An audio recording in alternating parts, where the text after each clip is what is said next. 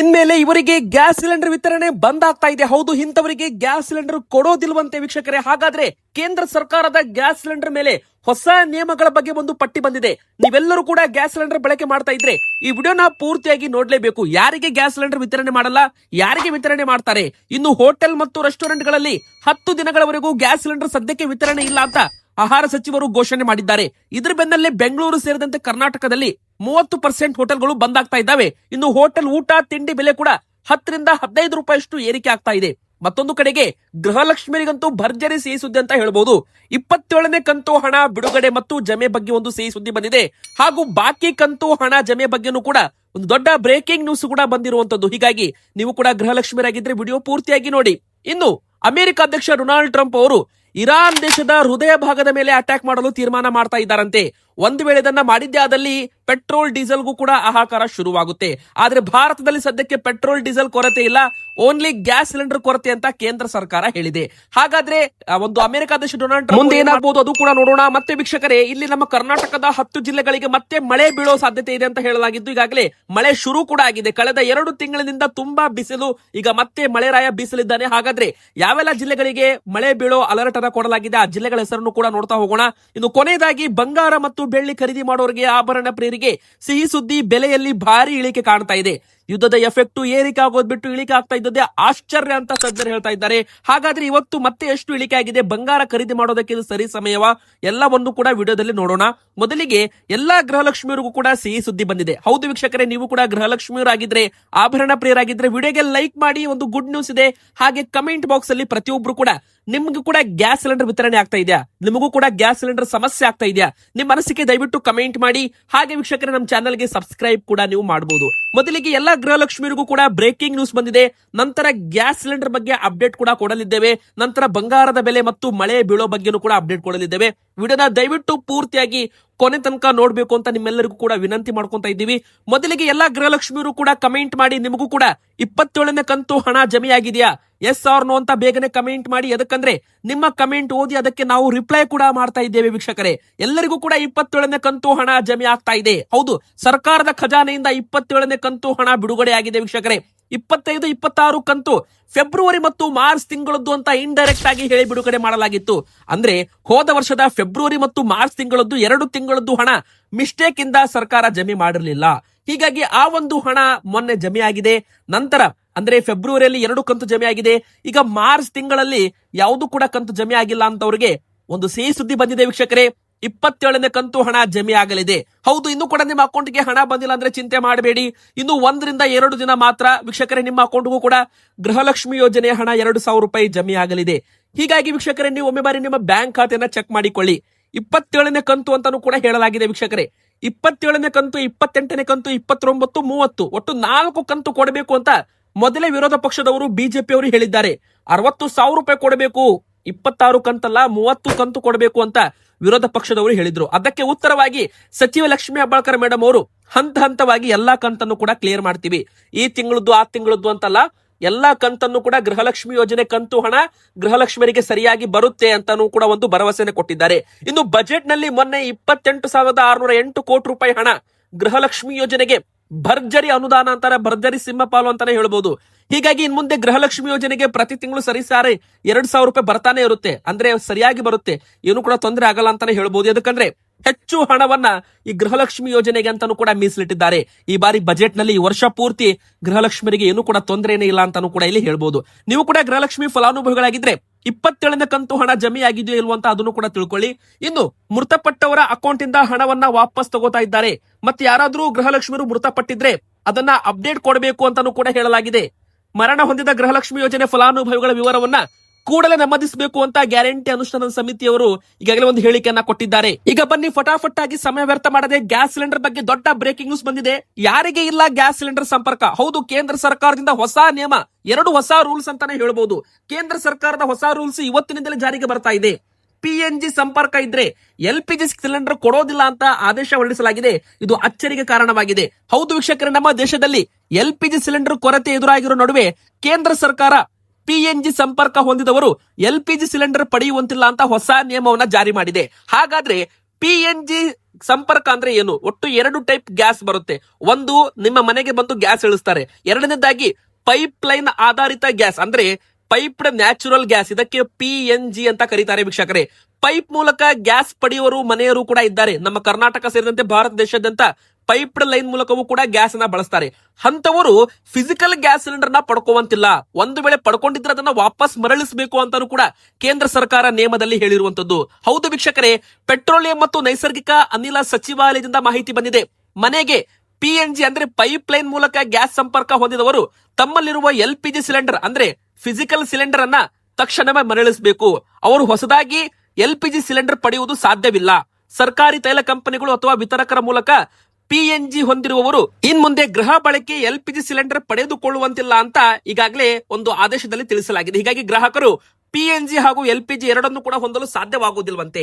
ಇನ್ನೊಂದು ಕಡೆಗೆ 10 ದಿನಗಳವರೆಗೂ gas cylinder ಕೊಡೋದಿಲ್ಲ. ಅಂದ್ರೆ ಕಮರ್ಷಿಯಲ್ ಗ್ಯಾಸ್ ಸಿಲಿಂಡರ್ ವಿತರಣೆ ಇಲ್ಲ. ಮನೆಗೆ ಗ್ಯಾಸ್ ಸಿಲಿಂಡರ್ ಕೊಡ್ತೀವಿ, ಗೃಹ ಬಳಕೆ ಗ್ಯಾಸ್ ಸಿಲಿಂಡರ್ ವಿತರಣೆ ಮಾಡ್ತೀವಿ. 25 ದಿನ ಸಮಯ ಇದೆ. ಹೌದು, ಒಂದು ಗ್ಯಾಸ್ ಸಿಲಿಂಡರ್ ಇಂದ ಮತ್ತೊಂದು ಸಿಲಿಂಡರ್ ನೀವು ಬುಕ್ ಮಾಡ್ಬೇಕಂದ್ರೆ 21 ದಿನ ಇತ್ತು, ಅದನ್ನ 25 ದಿನಕ್ಕೆ ಏರಿಕೆ ಮಾಡಿದ್ದಾರೆ. ಅಂದ್ರೆ 25 ದಿನದ ನಂತರ ನೀವು ಮತ್ತೆ ಬುಕ್ ಮಾಡಿದ್ರೆ 2 ದಿನದಲ್ಲಿ ಮನೆಗೆ ಬಳಸುವ ಗ್ಯಾಸ್ ಸಿಲಿಂಡರ್ ವಿತರಣೆ ಆಗುತ್ತೆ, ಏನು ಕೊರತೆ ಇಲ್ಲ. ಇನ್ನು ಗ್ರಾಮೀಣ ಪ್ರದೇಶದಲ್ಲಿ ಅದನ್ನ 45 ದಿನಕ್ಕೆ ಏರಿಕೆ ಮಾಡಿದ್ದು ಕೂಡ ಆಶ್ಚರ್ಯ ಅಂತ ಹೇಳ್ಬಹುದು. ಅಂದ್ರೆ ನಿಯಮದಲ್ಲಿ ಸ್ವಲ್ಪ ಬದಲಾವಣೆ ಕೂಡ ಮಾಡಿದ್ದಾರೆ ಅಂತಾನು ಕೂಡ ಇಲ್ಲಿ ಹೇಳ್ಬಹುದು ವೀಕ್ಷಕರೇ. ಗ್ರಾಮೀಣ ಪ್ರದೇಶದಲ್ಲಿ 45 ದಿನಗಳಿಗೆ ಒಂದು ಗ್ಯಾಸ್ ಸಿಲಿಂಡರ್ ಅಂತಾನು ಕೂಡ ಇಲ್ಲಿ ಹೇಳಲಾಗ್ತಾ ಇದೆ, ಗ್ಯಾಸ್ ಸಿಲಿಂಡರ್ ಕೊರತೆಯಿಂದಾಗಿ. ಇನ್ನು ಹೋಟೆಲ್ ರೆಸ್ಟೋರೆಂಟ್ ಗಳಿಗೆ ಸದ್ಯಕ್ಕೆ ಅಂತೂ ಗ್ಯಾಸ್ ಸಿಲಿಂಡರ್ ವಿತರಣೆ ಸಾಧ್ಯವೇ ಇಲ್ಲ ಅಂತ ಕೂಡ ಒಂದು ಹೇಳಿಕೆಯನ್ನ ಕೊಡಲಾಗಿದೆ. ಅಂದ್ರೆ 10 ದಿನದ ಮಟ್ಟಿಗೆ ಜನರು ಸ್ವಲ್ಪ ತಾಳ್ಮೆ ವಹಿಸಬೇಕು. ಅಂದ್ರೆ ಹೋಟೆಲ್ ಮಾಲೀಕರು, ರೆಸ್ಟೋರೆಂಟ್ ಮಾಲೀಕರು ಸ್ವಲ್ಪ ತಾಳ್ಮೆ ವಹಿಸಬೇಕು ಅಂತಾನು ಕೂಡ ಇಲ್ಲಿ ಆಹಾರ ಸಚಿವರು KH ಮುನಿಯಪ್ಪ ಅವರು ಒಂದು ಮನವಿಯನ್ನ ಮಾಡಿರುವಂತದ್ದು ವೀಕ್ಷಕರೇ. ಇನ್ನು 2 ಹಡಗಿನಲ್ಲಿ ಸಿಲಿಂಡರ್ಗಳು ಬರ್ತಾ ಇದ್ದಾವೆ, ಅನಿಲಗಳು ಬರ್ತಾ ಇದ್ದಾವೆ. ಯುದ್ಧ ಕಾರ್ಮೋಡ ಕರ್ನಾಟಕ ಮತ್ತು ಭಾರತ ದೇಶದ ಮೇಲೆ ಬೀರಿದೆ. ಹೀಗಾಗಿ ಗ್ಯಾಸ್ ಸಿಲಿಂಡರ್ ಶಾರ್ಟೇಜ್ ಇದೆ. ಕೆಲವೊಂದು ಹೋಟೆಲ್ಗಳು ಬಂದ್ ಆಗೋ ಪರಿಸ್ಥಿತಿ ಅಂತ ಹೇಳ್ಬೋದು. ಯಾಕಂದ್ರೆ ಇವತ್ತು ಕೊಡ್ತಾರೆ, ನಾಳೆ ಕೊಡ್ತಾರೆ ಅಂತ ಹೋಟೆಲ್ ರೆಸ್ಟೋರೆಂಟ್ ಅವರು ಕಾಯ್ತಾ ಇದ್ರು. ಆದ್ರೆ ಬಾರದ ವಾಣಿಜ್ಯ ಸಿಲಿಂಡರ್ ಮತ್ತಷ್ಟು ಹೋಟೆಲ್ಗಳಿಗೆ ಈಗ ಬೀಗ ಹಾಕೋದ್ ಬಿಟ್ರೆ ಬೇರೆ ಆಪ್ಷನ್ ಇಲ್ಲ. ಬಹುತೇಕ ಹೋಟೆಲ್ಗಳಲ್ಲಿ ಈಗ ಸಿಲಿಂಡರ್ಗಳು ಖಾಲಿಯಾಗಿ ಹೋಗಿದ್ದಾವೆ. ಆದ್ರೆ ಮನೆಗೆ ಬಳಸೋ ಗ್ಯಾಸ್ ಸಿಲಿಂಡರ್ಗೆ ಏನೂ ಕೂಡ ಇನ್ನೂ ಸಮಸ್ಯೆ ಆಗಿಲ್ಲ. ಜನರು ಯಾವುದೇ ಕಾರಣಕ್ಕೂ ಗಾಬರಿಯಾಗಿ ಬುಕ್ ಮಾಡಬಾರದು ಅಂತಾನು ಕೂಡ ಇಲ್ಲಿ ಒಂದು ಸಲಹೆಯನ್ನ, ಮನವಿಯನ್ನ ಮಾಡಲಾಗಿದೆ ವೀಕ್ಷಕರೇ. ಇನ್ನು ನೀವು ಕೂಡ ಗ್ಯಾಸ್ ಸಿಲಿಂಡರ್ ಬಳಕೆದಾರರಾಗಿದ್ರೆ ಏನು ಕೂಡ ಭಯ ಪಡೋದು ಬೇಡ. ಕಮರ್ಷಿಯಲ್ ಗ್ಯಾಸ್ ಸಿಲಿಂಡರ್ ಮಾತ್ರ ಕೊರತೆ ಇದೆ, ಮನೆಗೆ ಗೃಹ ಬಳಕೆ ಗ್ಯಾಸ್ ಸಿಲಿಂಡರ್ಗೆ ಕೊರತೆ ಇಲ್ಲ ಅಂತಾನು ಕೂಡ ಇಲ್ಲಿ ಹೇಳಲಾಗಿದೆ ವೀಕ್ಷಕರೇ. ಇನ್ನು ತುಂಬಾ ಜನ ಗ್ಯಾಸ್ ಸಿಲಿಂಡರ್ ಪರ್ಯಾಯವಾಗಿ ಇಂಡಕ್ಷನ್ ಸ್ಟೋವ್ ಕೂಡ ಬಳಕೆ ಮಾಡ್ತಾರೆ. ಹೌದು, ಕರೆಂಟ್ ಮೂಲಕ ಒಂದು ಆನ್ ಆಗುವಂತ ಗ್ಯಾಸ್ ಅಂತಾನೆ ಹೇಳ್ಬಹುದು. ಸೊ ವೀಕ್ಷಕರೇ, ಇದನ್ನು ಕೂಡ ನೀವು ಬಳಕೆ ಮಾಡಬಹುದು. ಯಾಕಂದ್ರೆ ಮುಂದಿನ ಬರೋ ದಿನಗಳಲ್ಲಿ ಮತ್ತಷ್ಟು ಏನಾದ್ರೂ ಯುದ್ಧ ಜಾಸ್ತಿ ಆದ್ರೆ ಗ್ಯಾಸ್ ಸಿಲಿಂಡರ್ ಬರೋದು ತಡವಾದ್ರೆ ಅವಾಗ ಸಮಸ್ಯೆ ಆಗಬಹುದು. ಹೀಗಾಗಿ ನೀವು ಕೂಡ ಈ ಒಂದು ಇಂಡಕ್ಷನ್ ಸ್ಟೋವ್ ಗಳನ್ನ ಖರೀದಿ ಮಾಡಬಹುದು ವೀಕ್ಷಕರೇ. ನಿಮಗೆ ಬೇಕಂದ್ರೆ ಬೆಸ್ಟ್ ಕ್ವಾಲಿಟಿ ಇರೋದು ನಾವು ನಿಮಗೆ ಪ್ರಾಡಕ್ಟ್ ಗಳನ್ನ ಟ್ಯಾಗ್ ಮಾಡಿರ್ತೇವೆ ಅಥವಾ ಲಿಂಕ್ ಅನ್ನ ಡಿಸ್ಕ್ರಿಪ್ಷನ್ ಬಾಕ್ಸ್ ಅಲ್ಲಿ ಕೊಟ್ಟಿರ್ತೇವೆ. ಅದನ್ನ ನೀವು ಒಮ್ಮೆ ಬಾರಿ ಚೆಕ್ ಮಾಡಿ. ಅದಕ್ಕಂದ್ರೆ ವಿದ್ಯುತ್ ಸ್ಟೋವ್ ಕೂಡ ಜನರು ಹೆಚ್ಚಳವಾಗಿ ಯೂಸ್ ಮಾಡ್ತಾ ಇದ್ದಾರೆ. ಗ್ಯಾಸ್ ಸಿಲಿಂಡರ್ ಪರ್ಯಾಯವಾಗಿ ಇದನ್ನ ಯೂಸ್ ಮಾಡಲು ಮುಂದಾಗ್ತಾ ಇದ್ದಾರೆ. ಈಗಾಗಲೇ ಗೃಹ ಜ್ಯೋತಿ ಯೋಜನೆ ಮೂಲಕ 200 ಯೂನಿಟ್ ವರೆಗೂ ಉಚಿತ ವಿದ್ಯುತ್ ಇದೆ. ತುಂಬಾ ಜನ 200 ಯೂನಿಟ್ ಯೂಸ್ ಮಾಡ್ಕೊಳ್ಳಲ್ಲ. ಸರ್ಕಾರ 200 ಯೂನಿಟ್ ಕರೆಂಟ್ ಫ್ರೀ ಕೊಡ್ತಾ ಇದೆ. ಸೊ ವೀಕ್ಷಕರೇ, ನೀವು ಇದನ್ನ ಎಲೆಕ್ಟ್ರಿಕ್ ಸ್ಟೋವ್ ಗಳನ್ನ ಅಥವಾ ವಿದ್ಯುತ್ ಸ್ಟೋವ್ ಗಳನ್ನ ಬಳಕೆ ಮಾಡೋದ್ರಿಂದ ನಿಮಗೆ ಇದರಿಂದ ಲಾಭ ಅಂತಾನೆ ಹೇಳ್ಬಹುದು. ಮತ್ತೆ ಗ್ಯಾಸ್ ಖರ್ಚು ಕೂಡ ನಿಮಗೆ ಕಡಿಮೆ ಆಗುತ್ತೆ ಮುಂದಿನ ಬರೋ ದಿನಗಳಲ್ಲಿ. ಸೊ ವೀಕ್ಷಕರು, ಇದನ್ನ ನೀವು ಬಳಸಬೇಕಂದ್ರೆ ನಿಮಗೆ ಸ್ಕ್ರೀನ್ ಮೇಲೆ ಟ್ಯಾಗ್ ಅಂತ ಒಂದು ಪ್ರಾಡಕ್ಟ್ಸ್ ಇದೆ, ಅಥವಾ ನೀವು ಪ್ರಾಡಕ್ಟ್ ಲಿಂಕ್ ಕೂಡ ನೋಡಬಹುದು. ಅದ್ರ ಮೇಲೆ ಕ್ಲಿಕ್ ಮಾಡಿ ಒಮ್ಮೆ ಬಾರಿ ಚೆಕ್ ಮಾಡಿ ವೀಕ್ಷಕರೇ. ತುಂಬಾ ಒಳ್ಳೇದು, ನಾವು ಕೂಡ ಆರ್ಡರ್ ಮಾಡ್ತಾ ಇದೀವಿ, ನೀವು ಕೂಡ ಮಾಡಬಹುದು. ಇನ್ನು ಮುಖ್ಯವಾಗಿ ಗ್ಯಾಸ್ ಸಿಲಿಂಡರ್ ವಿಷಯಕ್ಕೆ ಬರೋದಾದ್ರೆ ಹೋಟೆಲ್ ರೆಸ್ಟೋರೆಂಟ್ ಗಳಲ್ಲಿ ಊಟದ ಬೆಲೆ ಕೂಡ ಈಗ ಏರಿಕೆ ಆಗ್ತಾ ಇದೆ. ಹೌದು, ಕೆಲವೊಂದು ಜಾಗದಲ್ಲಿ ಮಿರ್ಚಿ, ಇಡ್ಲಿ, ವಡೆ ಮತ್ತೆ ಪೂರಿ, ದೋಸೆ ಎಲ್ಲಾ ಕೂಡ ಬಂದ್ ಆಗ್ತಾ ಇದ್ದಾವೆ. ಹೌದು, LPG ಗ್ಯಾಸ್ ಸಿಲಿಂಡರ್ ಕೊರತೆ ಹಿನ್ನೆಲೆ ಬೆಲೆಯಲ್ಲೂ ಕೂಡ ಏರಿಕೆ ಮಾಡಲು ಈಗಾಗಲೇ ಹೋಟೆಲ್ ಮಾಲೀಕರು ನಿರ್ಧಾರ ಮಾಡಿರುವಂತದ್ದು. ಗ್ಯಾಸ್ ಸಿಲಿಂಡರ್ ಕೊರತೆ ಇರೋದ್ರಿಂದಾಗಿ ದೋಸೆ, ಇಡ್ಲಿ ಬೆಲೆ ಕೂಡ ಹೆಚ್ಚಳವಾಗಿದೆ. ಕೆಲವೊಂದು ಕಡೆಗೆ ಇಡ್ಲಿಗೆ ಚಟ್ನಿ ಮಾತ್ರ, ಸಾಂಬಾರ್ ಇಲ್ಲ ಅಂತ. ಎದಕ್ಕಂದ್ರೆ ಗ್ಯಾಸ್ ಇಲ್ಲ, ಸಾಂಬಾರ್ ಇಲ್ಲ. ಇನ್ನೊಂದು ಕಡೆಗೆ ದೋಸೆ, ಮಿರ್ಚಿ, ವಡಾ, ಪೂರಿ ಅದನ್ನು ಕೂಡ ಬಂದ್ ಮಾಡಿದ್ದಾರೆ. ಅನ್ನ, ಸಾಂಬಾರು, ಇಡ್ಲಿ, ಚಟ್ನಿ ಇಷ್ಟೇ ಕೊಡ್ತಾ ಇದ್ದಾರಂತೆ. ಸೊ ಹೋಟೆಲ್ ಉದ್ಯಮಕ್ಕೂ ಕೂಡ ಭಾರಿ ನಷ್ಟವಾಗಿದೆ ಅಂತಾನು ಕೂಡ ಸುದ್ದಿ ವೈರಲ್ ಆಗ್ತಾ ಇದೆ. ಈಗ ಬನ್ನಿ, ಕೊನೆಯದಾಗಿ ಯಾವೆಲ್ಲ ಜಿಲ್ಲೆಗಳಲ್ಲಿ ಹೆಚ್ಚು ಒಂದು ಮಳೆ ಬೀಳಲಿದೆ ವೀಕ್ಷಕರೇ, ಅದ್ರ ಬಗ್ಗೆನೂ ಕೂಡ ಒಂದು ಅಪ್ಡೇಟ್ ಬಂದಿದೆ. 2 ತಿಂಗಳ ನಂತರ ಕರ್ನಾಟಕದಲ್ಲಿ ಮತ್ತೆ ಮಳೆ ಬೀಳ್ತಾ ಇದೆ, ಮತ್ತೆ ತಂಪಾದ ಗಾಳಿ ಬೀಸ್ತಾ ಇದೆ ವೀಕ್ಷಕರೇ. ಧಾರವಾಡದಲ್ಲಿ ಆಗಿರ್ಬೋದು, ಹುಬ್ಬಳ್ಳಿಯಲ್ಲಿ, ಬೆಳಗಾವಿಯಲ್ಲೂ ಕೂಡ ಜನತೆಗೆ ವರುಣ ತಂಪೆರೆದಿದ್ದಾನೆ ಅಂತಾನೆ ಹೇಳ್ಬೋದು ವೀಕ್ಷಕರೇ. ಕೆಲವೊಂದು ಭಾಗದಲ್ಲಿ ಮಾತ್ರ ಮಳೆ ಆಗ್ತಾ ಇದೆ ಸದ್ಯಕ್ಕೆ. ದಕ್ಷಿಣ ಕನ್ನಡ, ಬೆಳತಂಗಡಿ ತಾಲೂಕಿನ ಉಜಿರೆ, ಧರ್ಮಸ್ಥಳ, ಕಾಜೂರು, ಕಿಲ್ಲೂರು ಸೇರಿ ಅನೇಕ ಕಡೆಗೆ ಗುಡುಗು ಸಹಿತ ಮಳೆಯಾಗಿದೆ. ದಾವಣಗೆರೆ, ಹರಿಹರ, ರಾಣಿಬೆನ್ನೂರು ಈ ಭಾಗದಲ್ಲೂ ಕೂಡ ಮಳೆಯಾಗಿದೆ ವೀಕ್ಷಕರೇ. ಅಷ್ಟು ಮಾತ್ರವಲ್ಲದೆ ಕೊಡಗು, ಮೈಸೂರು, ದಕ್ಷಿಣ ಕನ್ನಡ, ಚಿಕ್ಕಮಗಳೂರು, ಹಾಸನ, ಉತ್ತರ ಕನ್ನಡ, ಉಡುಪಿ, ಗದಗ, ಹುಬ್ಬಳ್ಳಿ, ಧಾರವಾಡ ಮಳೆ ಮುನ್ಸೂಚನೆ ಕೊಡಲಾಗಿದೆ. ಮುಂದಿನ 1 ವಾರದ ಕಾಲ ನಮ್ಮ ಮಲೆನಾಡು ಮತ್ತೆ ಕರಾವಳಿ ಜಿಲ್ಲೆಗಳಲ್ಲೂ ಕೂಡ ಮಳೆ ಆಗುತ್ತೆ ಅಂತ ಹವಾಮಾನ ಇಲಾಖೆ ಮಾಹಿತಿ ಕೊಟ್ಟಿದೆ. ಉತ್ತರ ಕನ್ನಡ, ಉಡುಪಿ, ಹಾವೇರಿ, ಗದಗ, ಧಾರವಾಡ, ಕೊಪ್ಪಳ, ಶಿವಮೊಗ್ಗ, ಬೆಂಗಳೂರು ನಗರದಲ್ಲೂ ಕೂಡ ಲಘು ಮಳೆ ನಿರೀಕ್ಷಿಸಲಾಗಿದೆ ಅಂತ ಹೇಳ್ಬೋದು. ಇನ್ನು ಬಾಗಲಕೋಟೆ, ಬೆಳಗಾವಿ, ಬೀದರ್, ಕಲಬುರಗಿ, ರಾಯಚೂರು, ವಿಜಯಪುರ, ಬಳ್ಳಾರಿ, ದಾವಣಗೆರೆ, ಚಿತ್ರದುರ್ಗ ಈ ಜಿಲ್ಲೆಗಳಲ್ಲಿ ಒಣ ಹವೆ ಮುಂದುವರಿಯುತ್ತೆ. ಜಿಟಿ ಮಳೆ ಆಗಬಹುದು ಅಂತಾನೂ ಕೂಡ ಇಲ್ಲಿ ಹೇಳಲಾಗಿದೆ ವೀಕ್ಷಕರೇ.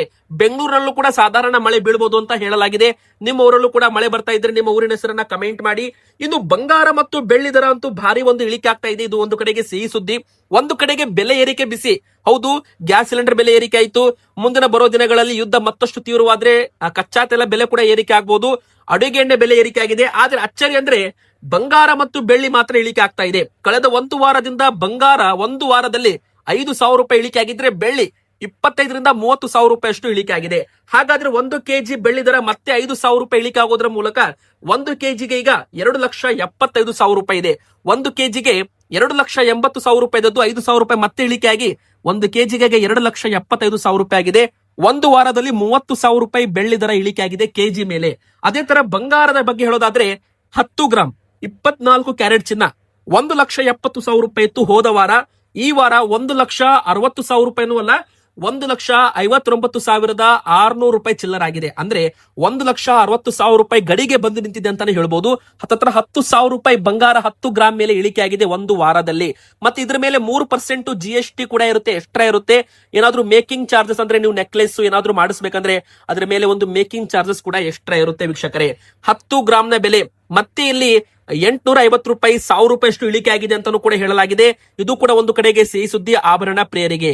ಕೊನೆಯದಾಗಿ ನಿಮಗೆಲ್ಲರಿಗೂ ಒಂದು ಪ್ರಶ್ನೆ, ಬಂಗಾರದ ಸರಿಯಾದ ಬೆಲೆ ಎಷ್ಟಾಗಿರ್ಬೇಕು ಅಂತ ಕಮೆಂಟ್ ಮಾಡಿ. ನಮ್ಮ ಪ್ರಕಾರ 1 ಲಕ್ಷ ರೂಪಾಯಿ ಆದ್ರೆ ಒಳ್ಳೇದು. ನಿಮ್ಮ ಪ್ರಕಾರ ಬಂಗಾರದ ಬೆಲೆ ಎಷ್ಟಾಗಬೇಕು ನಿಮ್ಮ ಮನಸ್ಸಿಗೆ ಕಮೆಂಟ್ ಮಾಡಿ. ನೋಡೋಣ ಎಷ್ಟು ಜನ ಎಷ್ಟು ಕಮೆಂಟ್ ಮಾಡ್ತಾರೆ ಅಂತ. ಇನ್ನು ವಿಡಿಯೋಗೆ ಲೈಕ್ ಮಾಡಿ, ಚಾನಲ್ಗೆ ಸಬ್ಸ್ಕ್ರೈಬ್ ಕೂಡ ಮಾಡಿ. Thank you so much.